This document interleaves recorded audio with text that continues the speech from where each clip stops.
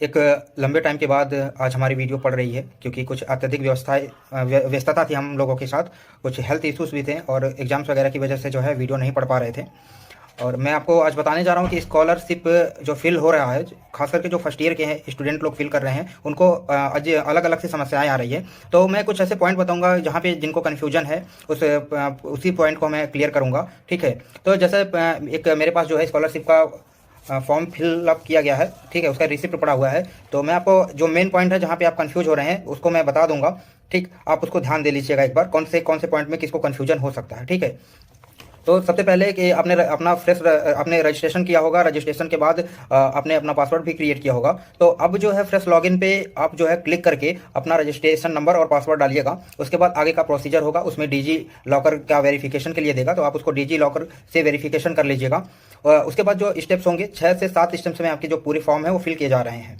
ठीक, तो अभी क्या करना है आपको कि आप जो फॉर्म फिल करेंगे तो आप तुरंत उसको लॉक ना करवाइएगा, आप उसको छोड़ दीजिएगा और फिर अपनी डिटेल्स जो है अपने जो कॉलेज की स्कॉलरशिप ऑफिस है उसमें लेके जाइएगा और उनसे एक बार वेरीफाई करवा लीजिएगा कि ये डिटेल्स हमने। तो फिर जब आपके ऑफिस से ये वेरिफिकेशन हो जाएगा, स्कॉलरशिप ऑफिस से वेरिफिकेशन के बाद आप अपने जो पेज को फाइनली लॉक करेंगे। उसके बाद 2 से 3 दिन लगेगा, आपको जो है फाइनल जो है एक प्रिंट आउट हार्ड कॉपी मिल जाएगी।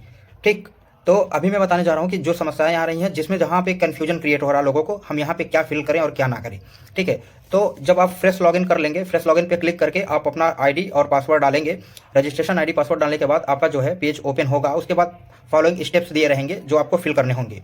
तो उसमें क्या करना है आपको कि जब आप अपना ओपन करने के बाद, तो उसमें जो सेकंड स्टेप है उसमें उन्होंने दे रखा है डॉक्यूमेंट डिजी लॉकर से वेरिफिकेशन के लिए। तो आप डिजी लॉकर से वेरीफाई करिएगा। फिर थर्ड स्टेप में आएंगे जहां आपको अपनी डिटेल्स भरनी होगी। तो डिटेल्स भरने में देखिए सबसे पहले क्या होगा कि पूछेगा आपका जो है, मैं स्टेप वाइज बता रहा हूँ एक एक पॉइंट को। ठीक है, आप पॉइंट नंबर के साथ बताऊंगा, आप उस पॉइंट को देख के जो है ध्यान दीजिएगा, उसी तरह फिल करिएगा। आप मेरी बताई गई जानकारी को अगर देखेंगे तो आप घर बैठे ही अपना फॉर्म आराम से फाइनली जो है फिल कर लेंगे, आपको कोई समस्या नहीं होगी।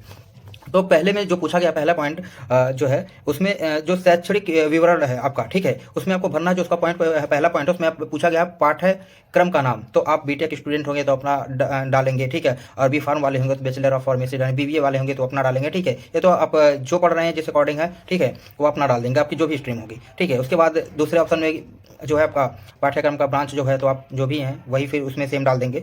और तीसरा जो है सबसे बड़ा एक कन्फ्यूजन क्रिएट हो रहा है, तीसरे पॉइंट में पूछा गया था पाठ्यक्रम का प्रकार। पाठ्यक्रम का प्रकार में कुछ दे रहा रेगुलर, मतलब नियमित और स्वपोषित। तो यहाँ पे बहुत बड़ा कन्फ्यूजन था कि हम नियमित डालें या स्वपोषित डालें। तो कुछ ऐसे स्टूडेंट हैं जिनका स्वपोषित डालने पे फॉर्म ओपन हो रहा है, फिल हो रहा है। ठीक है, और कुछ ऐसे हैं जो रेगुलर डाल रहे हैं, नियमित डाल रहे हैं, तो हो रहा है।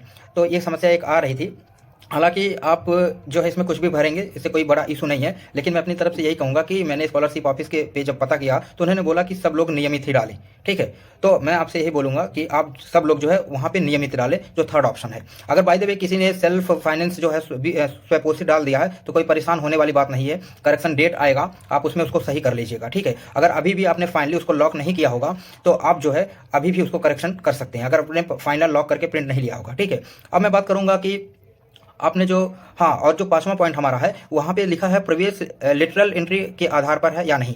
तो आप जो है आपके 5वें पॉइंट को देखिएगा, जो लोग लेटरल एंट्री वाले होंगे, ठीक है, जो लेटरल एंट्री वाले होंगे वो लोग जो है वहाँ पे यस कर देंगे। ठीक है, क्योंकि लेटरल एंट्री वाले होंगे वो फर्स्ट ईयर ना सेकंड ईयर में एडमिशन लिए होंगे, तो वो जो लोग हैं यहाँ पे अपने लेटरल एंट्री वाले ऑप्शन को जो है वहाँ पे यस कर देंगे, और जो फर्स्ट ईयर वाले हैं वो इसको नो कर देंगे। ठीक, अभी मैं बात करने जा रहा हूँ कि आपका जो 7वां पॉइंट है, ठीक है, और 7वां पॉइंट में आपका पाठ्यक्रम के प्रथम वर्ष में प्रवेश की तिथि। ठीक है, और फिर 8th जो पॉइंट है उसी के जस्ट दिया है पाठ्यक्रम में वर्तमान सत्र में प्रवेश की तिथि। ठीक है, तो जो आप 7th वाले पॉइंट में डालेंगे डेट, वही आप 8th वाले पॉइंट में एकदम सेम डाल दीजिएगा। अब यहाँ पे डेट की बात आ रही थी, कुछ लोग डॉक्यूमेंट वेरिफिकेशन का जो डेट था उसको डाल रखे थे, और कुछ लोग जो है जो रजिस्ट्रेशन डेट अपना था, जो फाइनल रजिस्ट्रेशन प्रिंट आउट निकला था उस डेट को वो लोग डाल रहे थे। तो यहाँ पे मैंने स्कॉलरशिप ऑफिस में इसको भी पता किया, तो उन्होंने पहले ये बोला था कि आप डाल दीजिए डॉक्यूमेंट वेरिफिकेशन वाला डेट। ठीक है, लेकिन अभी भी बात हुई तो उन्होंने बताया कि आप अपने रजिस्ट्रेशन डेट को डाल दीजिए। ठीक है, जो रजिस्ट्रेशन प्रिंट आउट हुआ था उस डेट को डालिए। ठीक, लेकिन मैं आपको बता दूं कुछ लोग ऐसे होंगे जो पहले ही स्कॉलरशिप का फॉर्म फिल कर लिए होंगे, उन्होंने जो है अपना डेट जो है डॉक्यूमेंट वेरिफिकेशन वाला डाल दिया। तो दोस्तों मैं आपको बताऊंगा कि इससे कोई इशू नहीं है। ठीक है, ये सब कोई मैटर नहीं रखता कि आपकी इससे आपने कुछ भी डेट डाल दिया हो तो इससे आपकी स्कॉलरशिप रुक जाएगी या कोई इशू क्रिएट हो जाएगा, तो ये सब कुछ इससे कोई मतलब ही नहीं है। तो इसको लेके आप परेशान मत होइएगा, खास करके जो लोग फाइनल सबमिट कर दिए होंगे। और जिन्होंने अभी फाइनल सबमिट नहीं किया है तो उनके लिए अभी भी उनके लिए पॉसिबल है, तो वो लोग जो है अपना रजिस्ट्रेशन डेट है उसको डाल देंगे, ठीक है।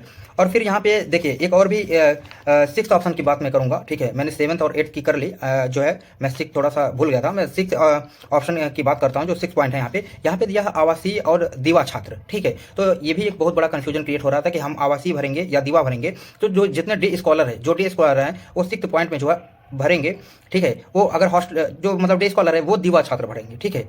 जो डे स्कॉलर हैं, ठीक है, वो दीवा छात्र भरेंगे। और जितने भी हॉस्टलर हैं, जो हॉस्टल्स में रह रहे हैं, जिनको हॉस्टल अलॉटमेंट हुआ है, वो यहाँ पे आवासीय छात्र भरेंगे, ठीक है। तो आप इसको ध्यान दीजिएगा। एक पॉइंट मैं बेसिकली उन्हीं पॉइंट को कवर कर रहा हूँ यहाँ पे, जो ज़्यादा से ज़्यादा कन्फ्यूजिंग पॉइंट थे और बहुत ज़्यादा परेशान थे लोग कि हम यहाँ पे, इसी वजह से कुछ लोग अभी फॉर्म भी नहीं फिल कर पाए थे कि यहाँ पे मैं क्या डालूँ और क्या ना डालूँ, ठीक है। अब मैं बात करता हूँ पॉइंट नंबर 9 की, ठीक है। पॉइंट नंबर 9 में क्या दे रखा है, यहाँ पे पूछा है विश्वविद्यालय बोर्ड एफिलिएटिंग एजेंसी में पंजीयन क्रमांक, ठीक है। तो यहाँ पे देखिए आपको जो आपका रोल नंबर मिला है वो भले ही टेंटेटिव लिख के आया हो, लेकिन आपको जो है आपका रोल नंबर यहाँ पे डाल देना, ठीक है। और ठीक है, अब मैं आपको बताता हूँ कि यहाँ पे आपका जो है 11th नंबर है, 11 नंबर का पॉइंट है। वहाँ पे लिखा है क्या व्यावसायिक पाठ्यक्रम में कक्षा 12 के अंकों या मेरिट के आधार पर हुआ है। तो यहाँ पे आप नो कर दीजिएगा, ठीक है, कि आपने जो एडमिशन लिया है वो आपके जो 12th का जो आपका सर्टिफिकेट था, ठीक है, उसके बेसिस पे हुआ है, या फिर जो आपने एग्जाम्स देके, ठीक है, उसमें जो रैंक डिसाइड हुई है उस पर हुआ, ठीक है। तो इसमें जो आप नो कर दीजिएगा सीधे सीधे। और पाठ्यक्रम की पात्रता पूछेगा तो आप इसमें यहाँ पे इंटरमीडिएट कर देगा, क्योंकि आफ्टर 12th ही जो है ये वैलिड है।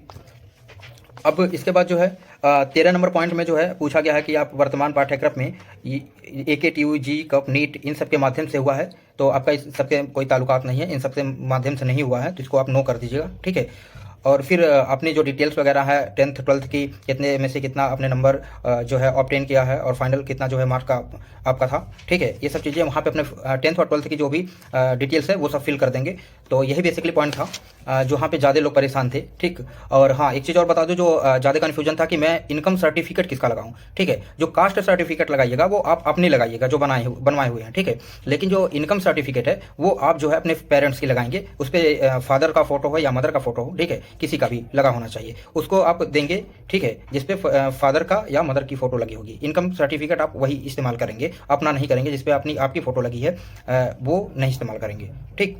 और अब यहाँ पे बात आती है सबसे इम्पोर्टेंट कि जो है मुझे रिफंडेबल फीस जो है, नॉन रिफंडेबल फीस वो कितनी डालनी है, ठीक है। तो देखिए ये जो है बीटेक का, बी फार्मा का, बीबीए का, इनका सबका अलग अलग है, ठीक है। तो एक बार आप स्कॉलरशिप ऑफिस पे जाएंगे, वहाँ पे एक जो है लिस्ट लगाई गई है जिसमें अपने आपका ब्रांच भी है, और first year, second year, third year जो भी लोग हैं उनके लिए, उनको जो है पर ईयर के हिसाब से कैसे कितना फिल करना है, उनके ईयर के हिसाब से दे रखा है नॉन रिफंडेबल फीस आपको कितनी जो है फिल करनी है, तो आप उतना ही फिल करिएगा। तो बेसिकली मैं बी फार्मा वालों के लिए बता दूँ, जो फर्स्ट ईयर के स्टूडेंट हैं उनको जो नॉन रिफंडेबल फी है वो 1,06,300 रुपये जो है उनको फिल करनी है, ठीक है।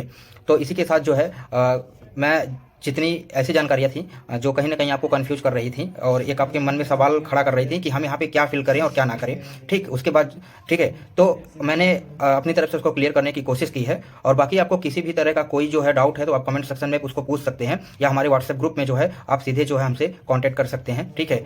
ठीक है, धन्यवाद।